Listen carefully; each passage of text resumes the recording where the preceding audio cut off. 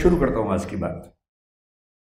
बहुत दिनों से अक्षय और उनकी टीम मुझे संपर्क कर रहे थे और उन्होंने कई बार रिक्वेस्ट की, तो मैंने अपने जो टीम देखती है इन चीज़ों को उससे कहा। तो 5-6 महीने से वो चल रहा था, हो नहीं पा रहा था। तो पिछले सप्ताह मैंने इनको बुलाया, अक्षय को। दिक्कत क्या थी कि इस कॉलेज की 2 सोसाइटीज़ अप्रोच कर रही थी। तो मैंने अपनी टीम से कहा कि दोनों को बुला के समझौता करवा के एक ही दिन करवा लो, ताकि और बैकग्राउंड में दोनों का नाम लिख देंगे उससे, और मैं टॉपिक ऐसा लूँगा कि दोनों का काम चल जाएगा। तो दोनों को हमने बुलाया और 1 घंटे की कोशिश के बाद भी सहमति बन नहीं पाई। अंत में फिर ये सहमति बनी कि ठीक है, मैं 2 बार अलग टॉपिक लेके आऊँगा। एक बार निष्ठा इस सोसाइटी के लिए ब्यूरोक्रेसी को लेकर, और दूसरा उड़ान जो सोसाइटी है उसके लिए कोई मोटिवेशनल टॉक लेकर। तो उसके बाद जैसे 2 मुख्यमंत्री ढेढ़े साल के लिए बनते हैं तो उनमें झगड़ा इस बात का होता है कि पहले कौन बनेगा। तो इन दोनों बच्चों में झगड़ा हुआ कि पहले किसके लिए आ पाएंगे।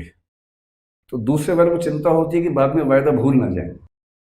तो मैंने उनसे कहा कि आप भरोसा कर लीजिए वचन का, अगर मैं आपसे कह रहा हूँ तो आ जाऊँगा। आज मैंने मन से बोल दिया, तब तो कुछ पीछे जाने की बात रही नहीं। तो उड़ान के लिए एक बार फिर से आने का वायदा है, मैं जरूर आऊँगा। इसमें कोई करने की बात नहीं। आज का जो टॉपिक है और जो ऑडियंस मुझे बताया गया है वो ये है कि आप लोग सिविल सर्विस एस्पिरेंट्स हैं या होने वाले हैं, या आपके मन में ये भाव आता है कि क्या हम सिविल सर्विस में जाएं। तो मुझसे बहुत लोग ये उम्मीद करते हैं कि मैं ये बताऊं कि सिविल सर्विस की तैयारी कैसे करनी है। वो तो मेरा प्रोफेशन है, रोज़ मुझे काम करना होता है।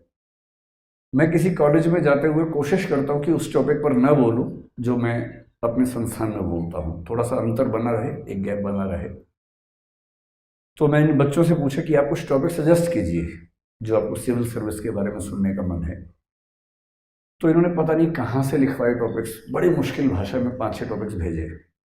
इतनी मुश्किल भाषा की मैं पढ़ के घबरा गया कि मैं इनको क्या बोलूँगा, टॉपिक ही समझ में नहीं आ रहा था। तो मैंने बुलाया इनको फिर ये समझने के लिए टॉपिक का मतलब क्या है। तो इन्होंने बताया कि हमने भी कहीं से लिखवा लिया था, हमें भी नहीं पता इसका मतलब। तो जैसा जैसा बच्चे करते हैं आमतौर पे, यही बच्चा था, इसने कहा कि वो टॉपिक हमने भी कहीं से लिखवा लिया, हमें भी नहीं पता। बोले सर आप आ जाइए, जो बोलने बोल दीजिए। तो फिर एक सिंपल सा टॉपिक हमने डिसाइड किया, आपको ध्यान रखते हुए कि देश को किस तरह के सिविल सर्वेंट्स की ज़रूरत है, कैसा ब्यूरोक्रेट आपको होना चाहिए अगर आप सिविल सर्विस में जाते हैं, क्या आपको सोचना चाहिए अभी से अपने जीवन के बारे में। कुछ दिन पहले मैं श्रीराम कॉलेज में गया था, तो वहाँ उन बच्चों की डिमांड थी कि थोड़ा सा स्टार्टअप के बारे में बोलिए। तो मेरी राय बड़ी स्पष्ट है, मैं पढ़ाता हूँ सिविल सर्विसेज के लिए, और जो बच्चे सिविल सर्वेंट बनना चाहते हैं मैं उनको हर तरह की मदद करता हूँ। पर मेरा ये मानना बिल्कुल नहीं है कि देश के हर बच्चे को सिविल सर्विस के बारे में सोचना चाहिए, ऐसा एकदम नहीं है। सिविल सर्विस के बारे में उन्हीं को सोचना चाहिए जिनका व्यक्तित्व सिविल सर्वेंट होने से बैच करता है। आज हम समझेंगे कैसा व्यक्तित्व आपको होना चाहिए। और मैं ये भी मानता हूं कि इस देश को सिविल सर्वेंट से ज़्यादा ज़रूरत स्टार्टअप करने वालों की है, और मैं ये बात हर मंच पे कहता हूं। यदि आप स्टार्टअप कर सकते हैं तो उससे अच्छा कुछ नहीं। आप सिविल सेवाओं में रह के भी स्टार्टअप कर सकते हैं, लेकिन वो स्टार्टअप फाइनेंशियल नहीं होगा, सोशल स्टार्टअप होगा। आप एक ज़िले के कलेक्टर होकर कुछ नई स्कीम स्टार्ट कर सकते हैं और उस ज़िले को नई रोशनी दिखा सकते हैं, ये स्टार्टअप कर सकते हैं। मणिपुर का एक आईएएस है जिसका नाम आर्मस्ट्रॉन्ग पेम या पामे बोलते हैं, PAME है। उसका मन था कि वो एक सड़क बनाए।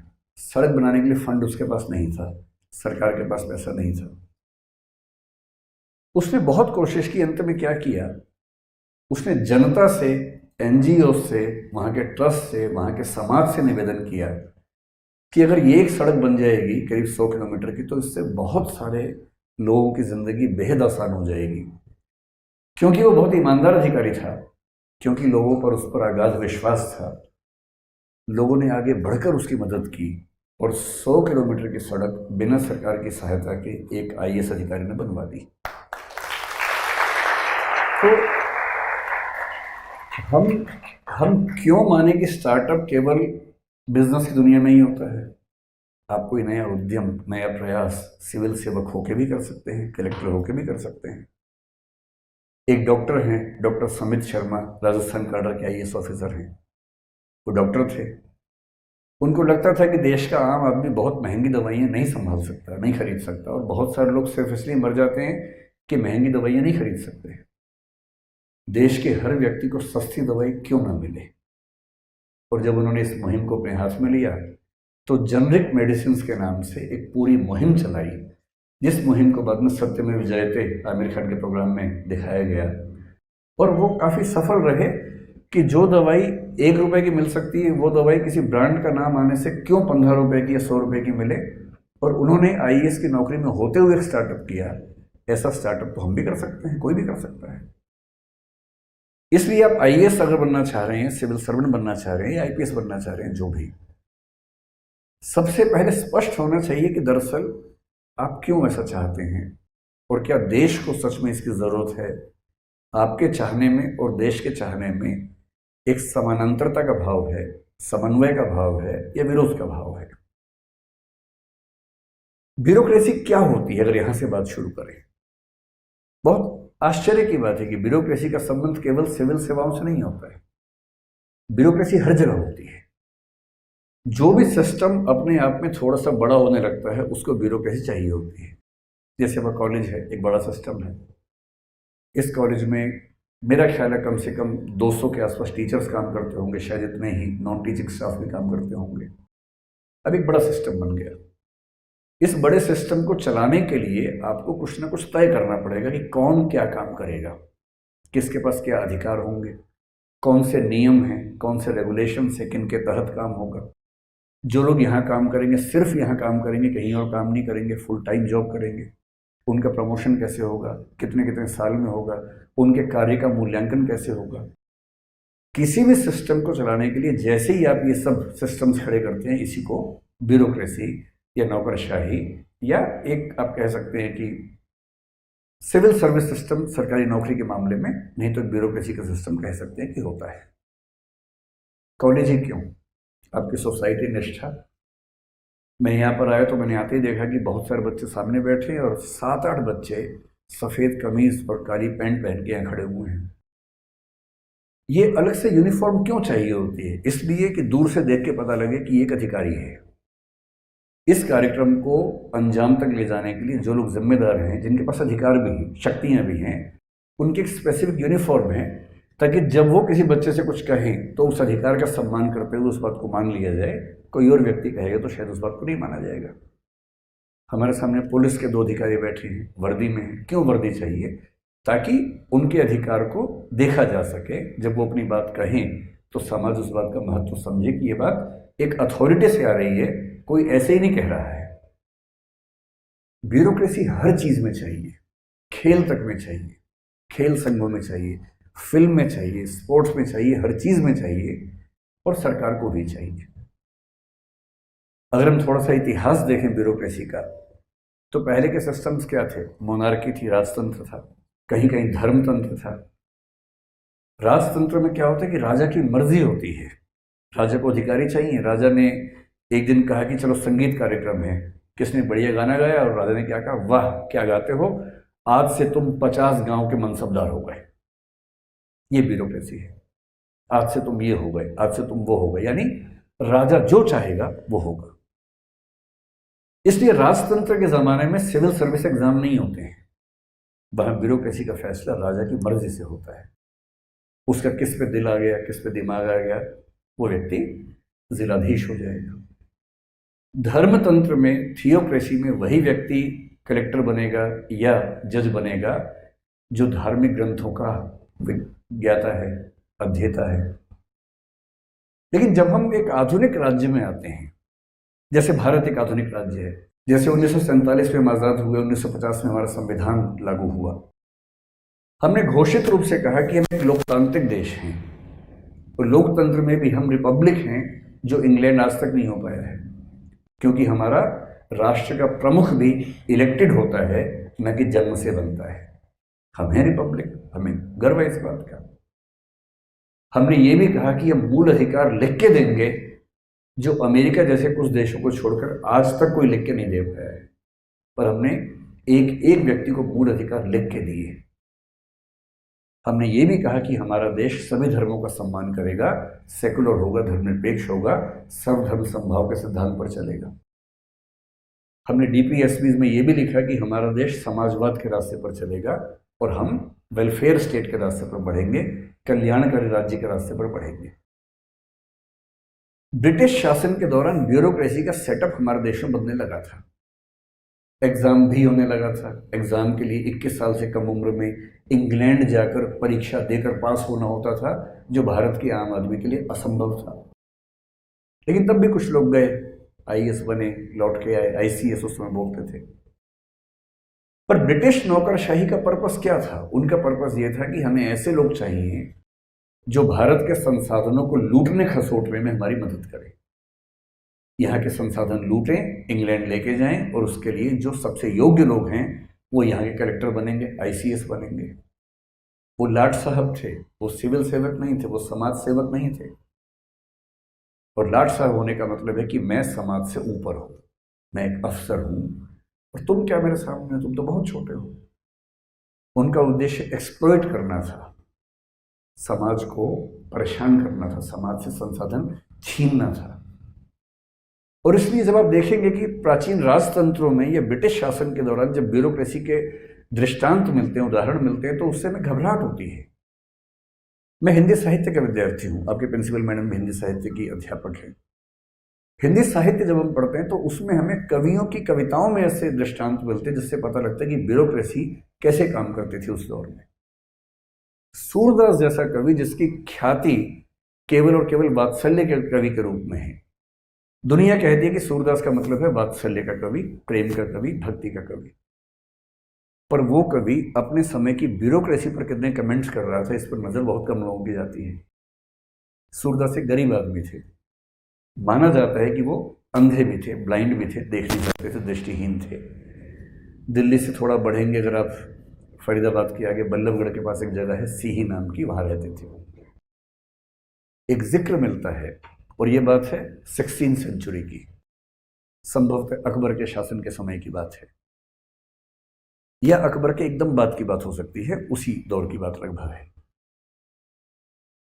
टैक्स होता था दस्तक। दस्तक एक टैक्स का नाम भी था, और टैक्स की वसूली के सिस्टम का नाम भी दस्तक था। सूरदास से टैक्स मांगा गया।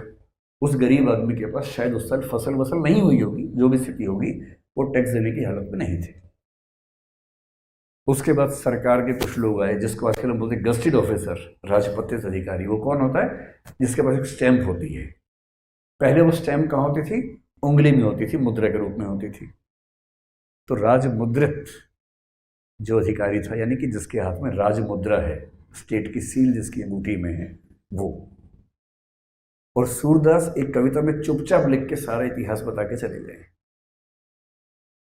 वो कह रहे हैं कि मोहरिल, मोहरिल का मतलब मोहर वाला आदमी, जिसके हाथ में मोहर है, मोहरिल 5 साथ कर दीने तिनकी बड़ी विपरीती। 5 मोहरिल आए हैं, बहुत विपरीत व्यवहार कर रहे हैं। जिम्मे उनके मांगे मोतें, उनके जिम्मे है, उनकी जिम्मेदारी है कि मुझसे मांगे। यह तो बड़ी अनीति। 5 25 साथ अगवानी, 25 लोग और साथ में आए हैं। सब मिली काज बिगाड़े, सबने मेरा काम बिगाड़ दिया, मेरे घर का सामान बाहर फेंक दिया। सूरदास की यह बीनती दस्तक कीजिए माफ। सूरदास विनती कर रहे हैं राजा से कि दस्तक माफ कर दीजिए। ऐसी ब्यूरोक्रेसी होती है उस शासन में जहां पर शासन का उद्देश्य जनता का कल्याण नहीं होता, बल्कि जनता से लूटना होता है, खसोटना होता है। और तब हमें लगता है कि राज्य को कल्याणकारी होना चाहिए, वंचित वर्गों के पक्ष में होना चाहिए, और वैसा ही ब्यूरोक्रेसी को भी होना चाहिए। इसलिए जब हम आज़ाद हुए तो हमने संविधान लिखते हुए तय किया कि हम एक वेलफेयर स्टेट बनेंगे। वेलफेयर स्टेट का कंसेप्ट कहते हैं कि जेएस मिल के विचारों से आना शुरू हुआ। जब 1848 में यूरोप में कुछ क्रांतियां हुई तो जेएस मिल का हृदय परिवर्तन बहुत तेजी से हुआ उस समय, और जेएस मिल तुरंत नकारात्मक उदारवाद से फिसलकर सकारात्मक उदारवाद की ओर बढ़े, या जो ट्रेडिशनल लिबरलिज्म था वहां से हटकर वो मॉडर्न लिबरलिज्म की ओर आए, और एक किताब लिखी प्रिंसिपल्स ऑफ पॉलिटिकल इकोनॉमी। उसका 2nd एडिशन जिसमें पहली बार वो पूंजीवाद के रास्ते से हटकर बात करने लगे कि आम आदमी के हित में राज्य को काम करना चाहिए। वेलफेयर स्टेट का बेसिक मतलब है कि राज्य का काम केवल पुलिस चलाना नहीं है, केवल कानून नहीं है, केवल टैक्स वसूलना नहीं है, केवल जुडिशरी नहीं है, बल्कि जनता को सुविधाएं देना और जनता के पिछड़े वंचित वर्गों को मुख्य धारा में लाने के लिए प्रयास करना भी राज्य का काम है। इसको बोलते हैं वेलफेयर स्टेट। और मुझे आश्चर्य होता है कि हमने आधुनिकता की सारी धारणाएं पश्चिम से ले तो ली, अपने इतिहास को ठीक से खंगाला नहीं।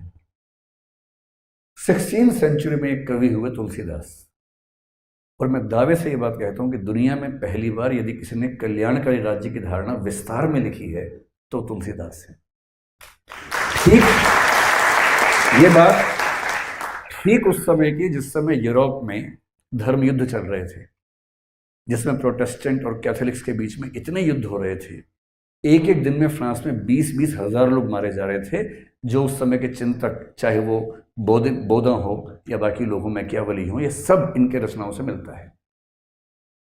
ठीक उस 16वीं सेंचुरी में तुलसीदास एक कंसेप्ट लेकर आ रहे हैं, एक कलयुग का और एक राम राज्य का। और मैं जब यूपीएससी के लिए पढ़ाता हूँ, उसमें एक पेपर इथिक्स नाम का है, पेपर 4 में ही पढ़ाता हूँ उसको। उसमें कंसेप्ट है गुड गवर्नेंस, और वहाँ हम इस बात को डिस्कस करते हैं कि अगर गुड गवर्नेंस का कंसेप्ट पीछे जाके देखने तो राम राज्य की तुलसी की धारणा में सारे फैक्टर्स, आप जिसको ह्यूमन डेवलपमेंट इंडेक्स आज कहते हैं, उस HDI के पापा तुलसीदास के यहाँ पहले से मौजूद हैं, एकदम एज इट इज मौजूद है। और क्या मौजूद है, वो क्या कह रहे हैं आप सुनिए, उनका वर्णन सुनिए एक उनके छंद में कि राज्य कैसा होना चाहिए। अल्प मृत्यु नहीं कवनियों पीरा, किसी व्यक्ति के कम उम्र में मौत नहीं होनी चाहिए। आप क्या बोलेंगे, लाइफ एक्सपेक्टेंसी ज्यादा होनी चाहिए। भाषा ही तो बदली।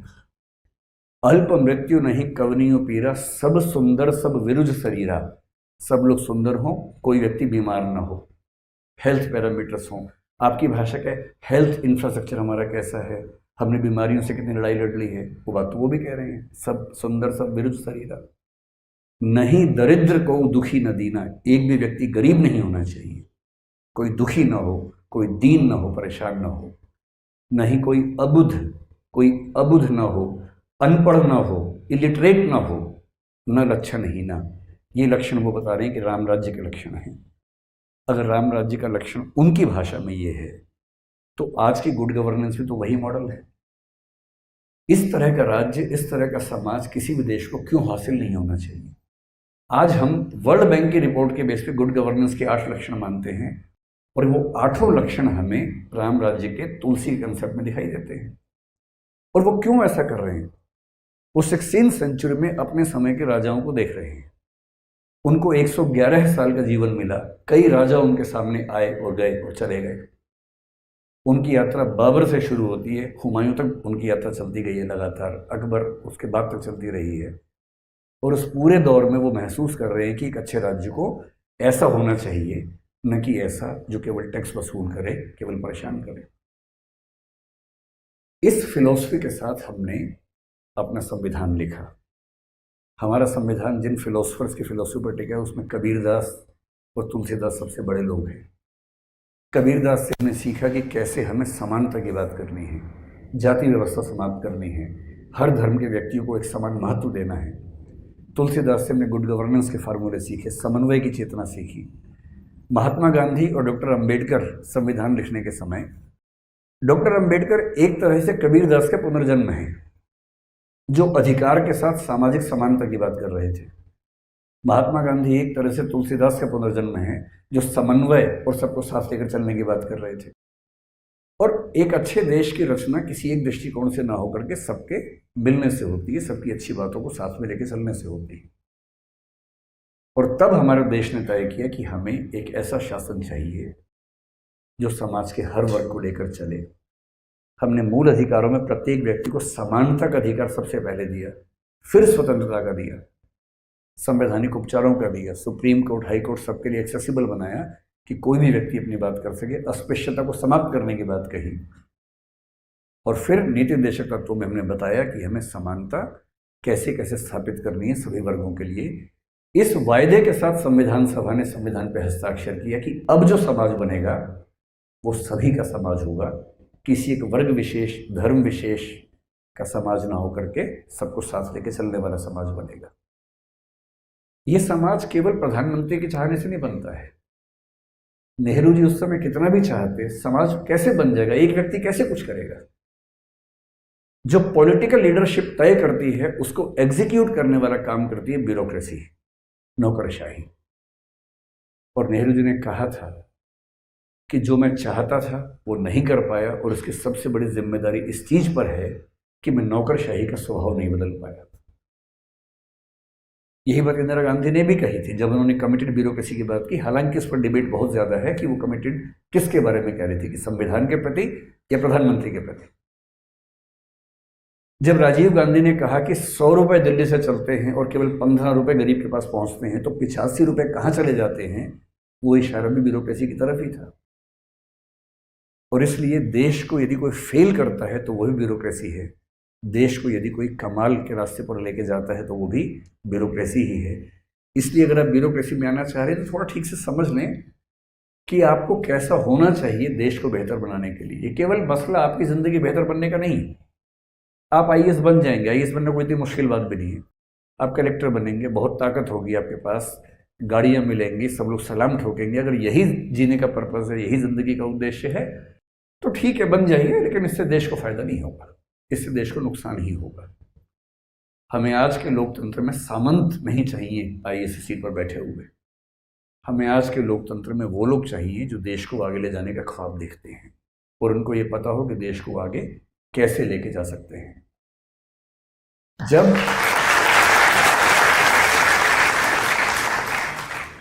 इसलिए आज़ादी के बाद श्री वल्लभ भाई पटेल ने सिविल सर्विसेज के लिए बहुत एफर्ट्स किए। पहले हमारे पास 9-10 ऑल इंडिया सर्विसेज थी, बाद में संविधान में 2 रह गई। और सिविल सर्विसेज के मामले में जिस व्यक्ति की भूमिका सबसे बड़ी हमारे देश के इतिहास में रही, आधुनिक इतिहास में, वो वल्लभ भाई पटेल हैं। और उन्हीं के प्रशंसा में सिविल सर्विस डे मनाने की परंपरा भी हम लेके आए। उन्होंने लगातार इस बात को इंश्योर भी किया, रेखांकित भी किया कि बिना अच्छी सिविल सर्विसेज के हम इस देश को वैसा नहीं बना पाएंगे जैसा बनाना चाहते हैं। तो उन्होंने क्या किया, जो आईसीएस के अधिकारी थे ब्रिटिश काल के, जब संविधान लिखा गया तो उनका बहुत दबाव था, उनके बिना शासन चल नहीं सकता था। उन्होंने दबाव बनाया कि हमें नए संविधान के तहत स्थान दिया जाए। और उस समय राजाओं को, रजवाड़ों को चिंता क्या थी कि कल को हमारा राज्य छीन न लिया जाए।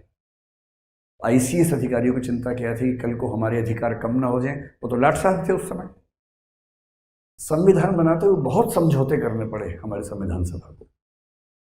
एक समझौता ये करना पड़ा कि कुछ बड़े राज्यों को ग्रुप बी स्टेट बनाना पड़ा कि भाई आपका राज्य अलग किस्म का होगा, आपके प्रमुख को राज प्रमुख की पदवी मिलेगी, आपकी अपनी सेना होगी।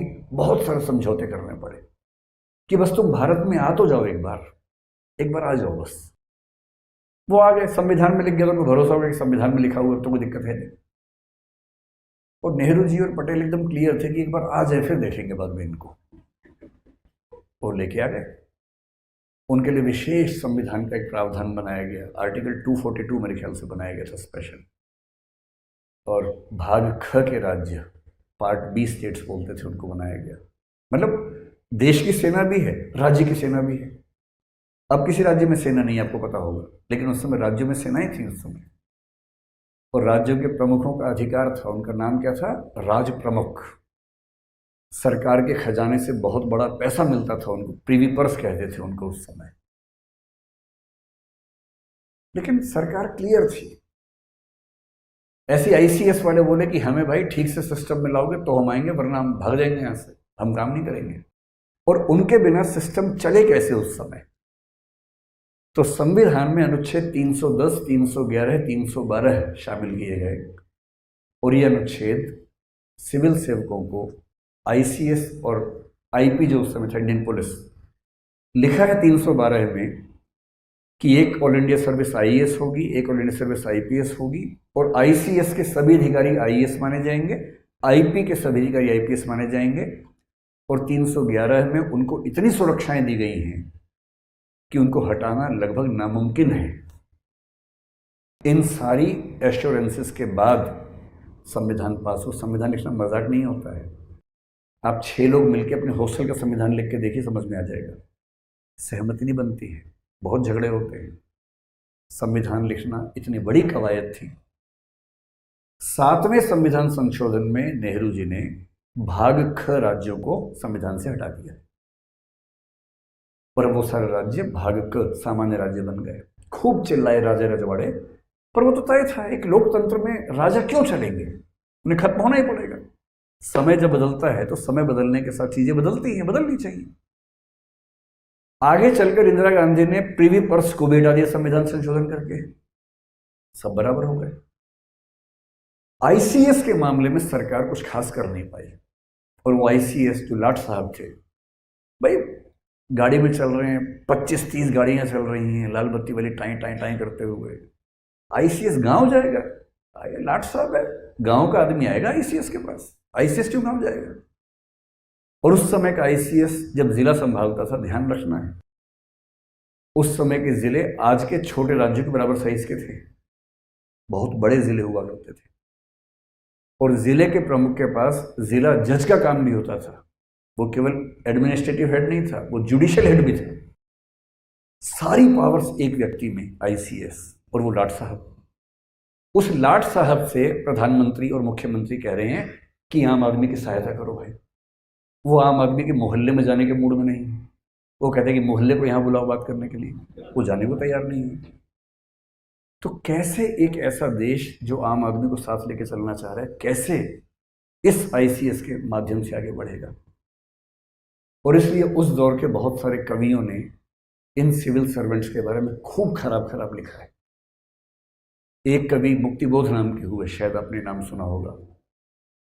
मुक्तिबोध ने एक कविता लिखी अंधेरे में, जिसका मतलब है कि देश अंधेरे में डूबा हुआ है, और उसमें ऐसा लगता है कि सिविल सेवकों के बारे में लिख रहे हैं। एक शब्द होता है उदरंभरी, जिसका मतलब है पेट भर गया है, और वो क्या लिख रहे हैं?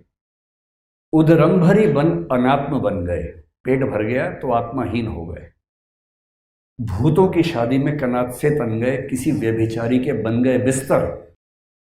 बहुत बहुत ज्यादा लिया, दिया बहुत बहुत कम, मर गया देश, अरे जीवित रह गए तुम। ये नाराजगी है उस कवि की जो सिविल सेवकों के व्यवहार से बहुत परेशान है। ये स्पेसिफिकली सिविल सेवक के बारे में नहीं है, लेकिन इसको पढ़ के लगता है कि वो उस समय के सिविल सेवकों को भी कह रहे हैं। और एक दूसरा कवि तो इतना नाराज है, अदम गोंडवी साहब तो इतने नाराज हैं उस समय के शासकों से। वो तो मुख्यमंत्री से, प्रधानमंत्री से, ब्यूरोक्रेट से, कलेक्टर से, सबसे नाराज रहते थे।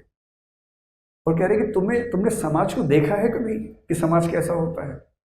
कलेक्टर की हवेली में बैठे तुम समाज देखना चाह रहे हो, एक बार मेरे साथ निकलो, देखो कि अनुसूचित जाति के लोग कहाँ रहते हैं, उनकी जिंदगी कैसी है, उनका मोहल्ला देख तो लो भाई। आइए महसूस करिए जिंदगी के ताप को, मैं चमारों की गली में ले चलूंगा आपको, चलो मेरे साथ, चलो तो सही। तुम लाट साहब बने बने महल में बैठे बैठे शासन चलाओगे, आम आदमी का घर भी नहीं देखोगे, मोहल्ला भी नहीं देखोगे, और कहोगे कि सारे जहां से अच्छा हिंदुस्तान हमारा। अरे भाई कुछ काम तो करो, आम आदमी से मिल तो लो, देख तो लो।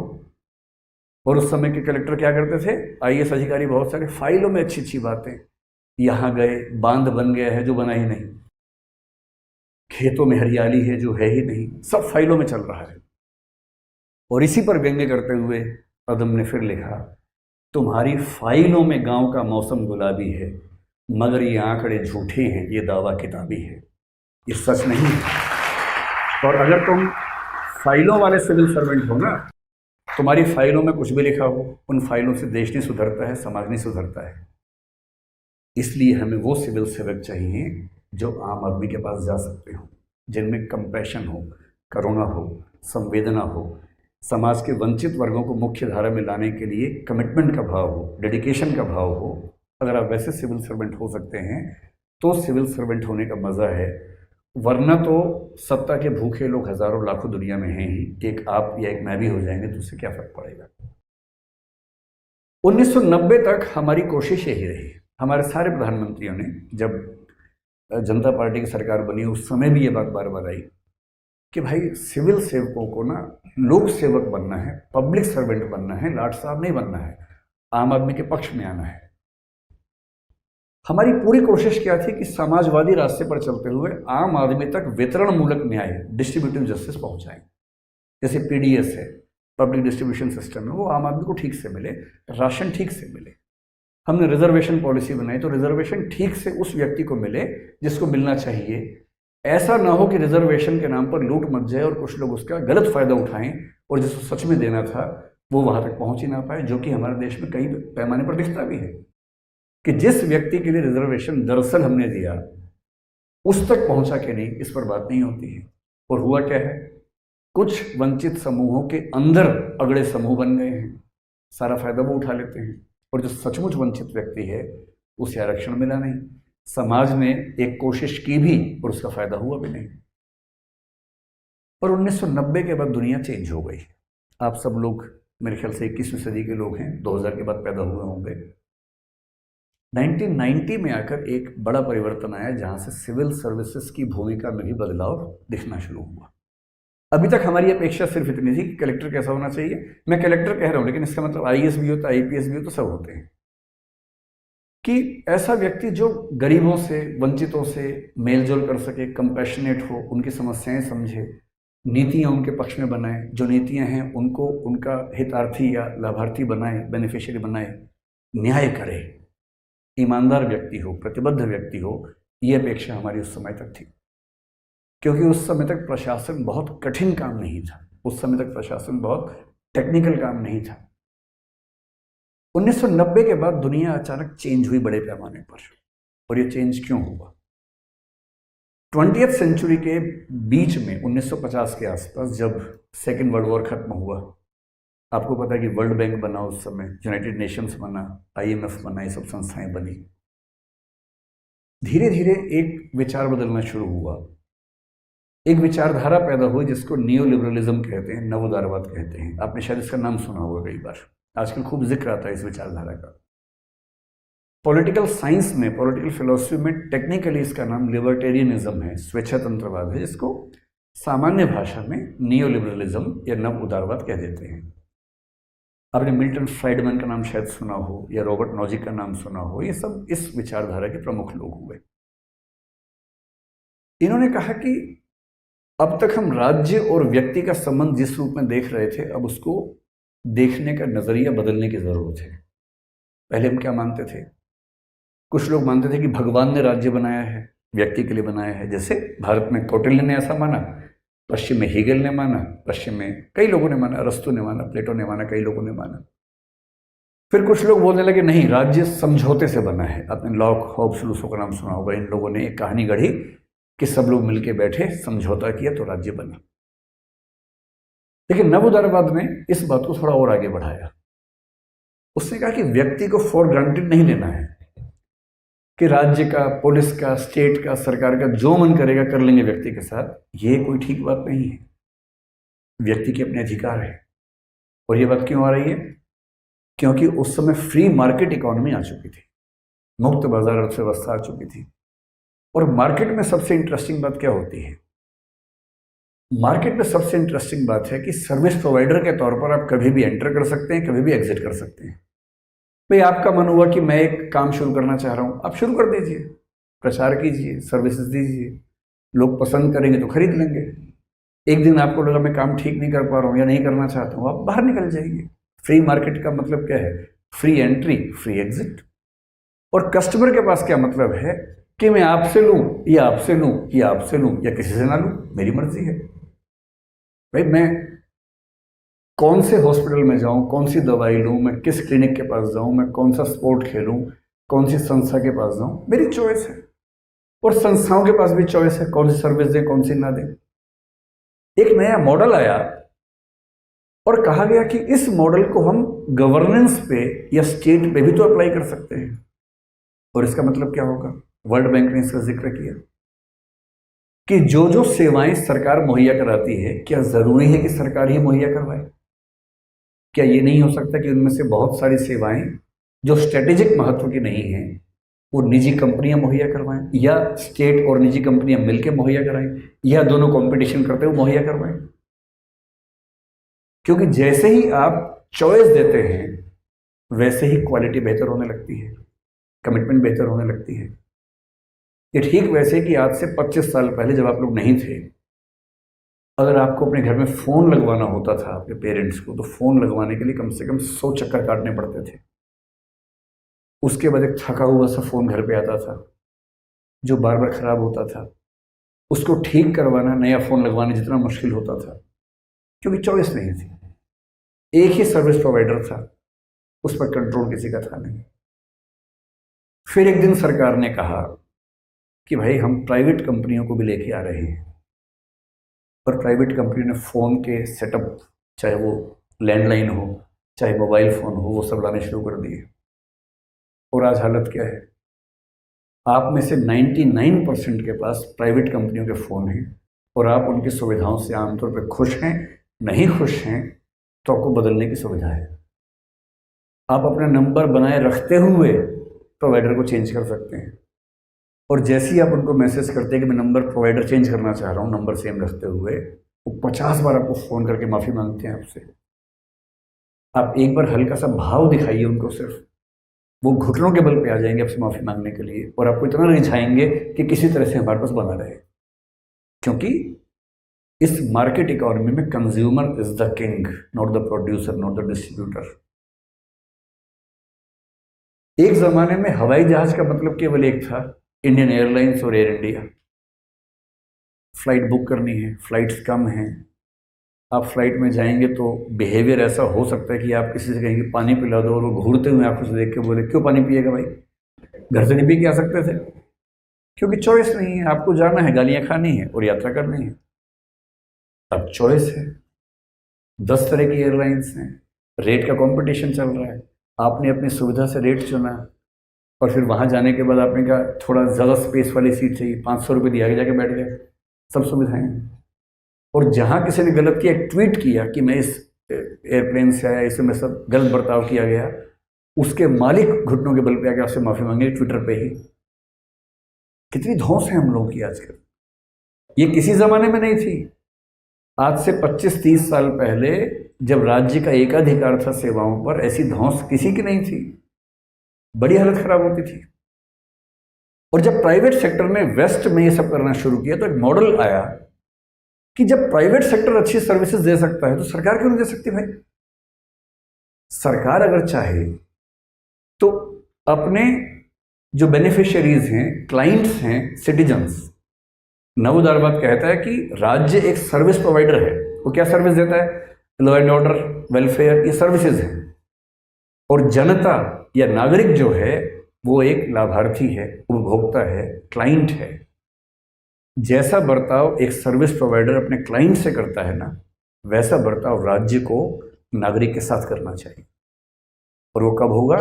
जब सर्विसेज ट्रांसपेरेंसी के साथ हों, समय सीमा के अंदर हों। यदि सर्विस गलत हो तो उसके खिलाफ शिकायत की जा सके, सर्विस प्रोवाइडर को चेंज भी किया जा सके। और 1992 के आसपास ब्रिटिश प्रधानमंत्री जॉन मेजर एक कंसेप्ट लेकर आए जिसका नाम था सिटीजन चार्टर। दुनिया भर में ऐसा फैला कि सब ने उसको अपना लिया, भारत ने भी अपनाया। सिटीजन चार्टर का मतलब है किसी भी ऑफिस में आप जाएंगे तो वहाँ लिखा होगा बड़ा बड़ा कि इस ऑफिस में क्या क्या सर्विसेज मिलती हैं, कितने टाइम में मिलती हैं, ना मिले तो आप क्या कर सकते हैं। जब वो भी सफल नहीं हुआ तो हम क्वालिटी ऑफ सर्विस डिलीवरी का मैकेनिज्म लेकर आए, और हमारे ब्यूरो ऑफ इंडियन स्टैंडर्ड्स ने एक कंसेप्ट बनाया सेवोत्तम, कि जो सरकारी ऑफिस इन 3 पैरामीटर्स पे सही उतरेंगे उनको हम एक मानक देंगे सेवोत्तम नाम का, कि यहाँ सेवाएं ठीक तरीके से दी जाती हैं। सूचना का अधिकार आया क्योंकि सरकारी अधिकारी आमतौर पर सूचनाएं देने में यकीन नहीं रखते हैं, ऑफिशियल सीक्रेट्स एक्ट का बहाना लगाते हैं। तो सूचना के अधिकार अधिनियम में साफ साफ लिखा गया कि अगर कहीं कॉन्ट्राडिक्शन हुआ सूचना के अधिकार और ऑफिशियल सीक्रेट्स एक्ट के बीच में, तो सूचना का अधिकार डोमिनेट करेगा, ना कि ऑफिशियल सीक्रेट्स एक्ट डोमिनेट करेगा। एक बार नहीं 2 बार लिखा गया उस एक्ट के अंदर। ये सारी कोशिशें पिछले 20-25 साल में किस चीज़ की हैं? क्योंकि उदारीकरण होने से क्या हुआ, ग्लोबलाइजेशन होने से क्या हुआ, भारत के बहुत लोग विदेश जाने लगे। जब विदेश गए तो देखा कि वहाँ की सरकारें कैसे काम करती हैं, बहुत एफिशिएंट हैं। हमारी सरकार वैसी क्यों नहीं हो सकती है?